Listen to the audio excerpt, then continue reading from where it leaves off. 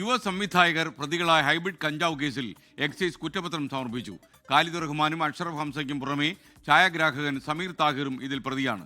കേസെടുത്ത് 6 മാസം പിന്നിടുമ്പോഴാണ് പ്രത്യേക അന്വേഷണ സംഘം കുറ്റപത്രം സമർപ്പിച്ചത്. വിഷ്ണു സുരേഷ് കൊച്ചിയിൽ നിന്ന് വിവരങ്ങളുമായി ചേരുന്നു. വിഷ്ണു, ഗുഡ് മോർണിംഗ്, പറയൂ. Good morning. ഏപ്രിൽ മാസം അവസാനത്തോടുകൂടിയാണ് ഹൈക്കോർട്ടിലുള്ള ഫ്ളാറ്റിൽ നിന്ന് എക്സൈസ് സംഘം ഈ ഖാലിദ് റഹ്മാനെയും അഷ്റഫ് ഹംസയെയും ഒപ്പം ഇവരുടെ ഒരു സുഹൃത്തിനെയും പിടികൂടിയത്. ഇവരുടെ പക്കൽ നിന്ന് ഹൈബ്രിഡ് കഞ്ചാവ് കണ്ടെത്തിയിരുന്നു. പിന്നീട് ഇതിൻ്റെ അന്വേഷണം സിനിമാ മേഖലയിലടക്കം വ്യാപിച്ചിരുന്നു. പ്രത്യേക അന്വേഷണ സംഘത്തെ രൂപീകരിച്ചായിരുന്നു അന്വേഷണം നടത്തിയത്. അതിനിടയിൽ ഇത് ഫ്ളാറ്റ് അത് ഛായാഗ്രഹനായ സമീർ താഹിറിൻ്റെ ആണെന്ന് എക്സൈസ് കണ്ടെത്തി.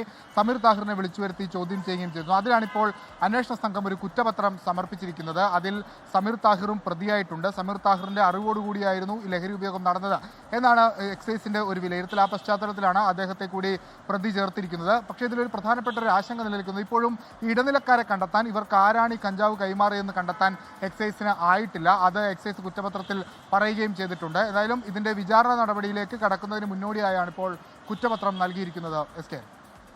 ലോകത്തെവിടെയായാലും ഏത് സമയത്തും 24 വാർത്തകളും ഓഗ്മെന്റഡ് റിയാലിറ്റി പാക്കേജുകളും എക്സ്പ്ലെയിനറുകളും വിശദമായി കാണാൻ ഞങ്ങളുടെ യൂട്യൂബ് ചാനൽ നിങ്ങൾക്ക് സബ്സ്ക്രൈബ് ചെയ്യാം.